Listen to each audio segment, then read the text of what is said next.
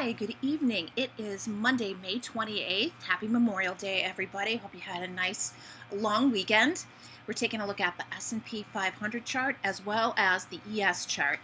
Um, so here's ES chart open in front of you. I know it's a little complex, but let's just focus on this little pattern that I'm kind of like waving the arrow in front of right now, right here in front of us, because that is basically the trading that we've seen on ES Wednesday, Thursday, Friday, and then over the holiday, those limited hours that ES was trading.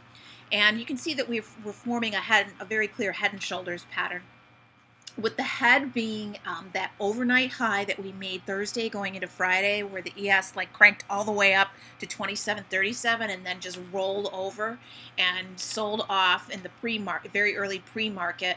And we came in and we ended up having like just kind of like an awful sort of like sickening just sort of like day on Friday where things just sort of rolled downhill, but then never really like breaking low enough to make it feasible to profitable to get into some puts, and then completely not being able to break out and go revisit that high from overnight, which has been the pattern. These highs that we've been setting in the overnight session, we tend to go back and get them the next day, and that didn't happen this time.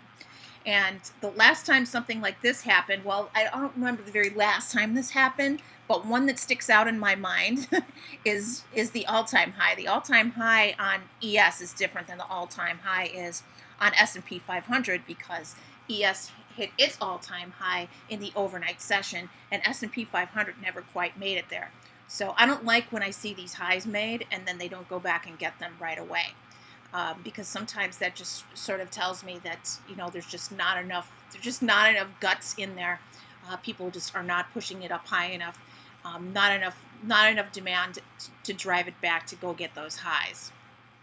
So in any case, my first thing that I always do when I see this pattern show up is that I draw a trend line from the top of the left shoulder through the neckline, the sort of like the bottom half of the right hand side of the formation, and then just let that downtrend kind of extend out. And then when we break this level here, that this second level here that this is drawn through, and on ES this is about 27.13 or so, when we break down through that, we look for it to tag this trend line. And the unfortunate thing here is that the longer this takes to fulfill, if we're not going to take out 27.37, if we're going to break 27.13 and fulfill this head and shoulders pattern, the longer it takes, the lower and lower and lower the target gets. This purple line right here, this is my timeline that I leave on the chart to mark when the regular trading hours open is.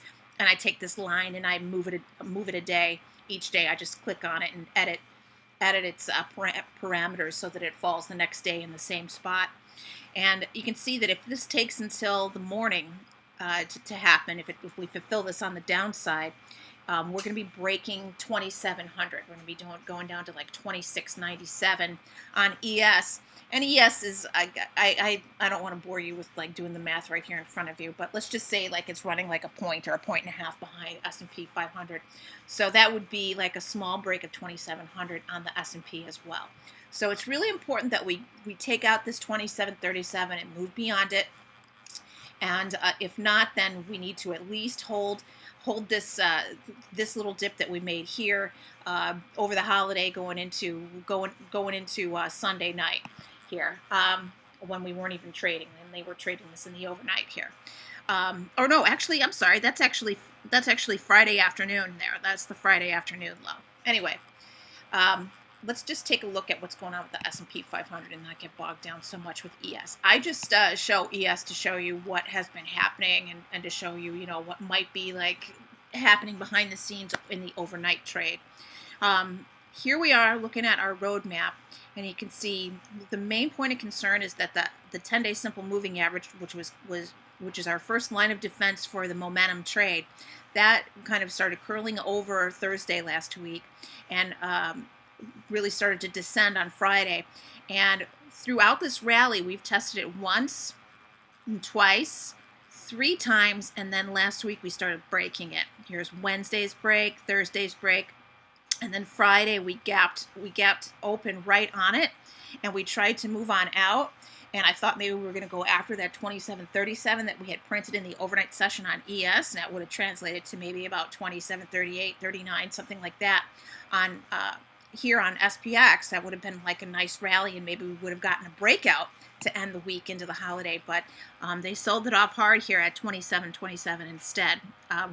They just went ahead and filled the gap into Thursday's close, and then turned it on back, and then we closed underneath the 10-day. So that's sort of like, you know, the first sign of death for the momentum, you know, the momentum of a rally. You know, we came from 25.94 all the way up to one shot at 27.42.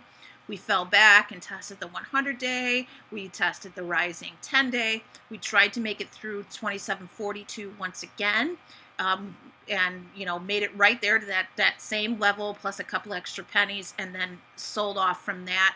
And then here we are again, you know, testing the 100-day, but now failing underneath the 10-day. So that's not good. Here we have the 20-day simple moving average. This orange line, that's rising up fast. And that's going to cross 2,700 at the open tomorrow, and that sort of like reminds me back to where that head and shoulders target is on ES. So, you know, if we are going to kind of fall out of bed on Tuesday on S&P 500, we want to make sure that we see this 20-day simple moving average hold, because that might be a great dip to buy.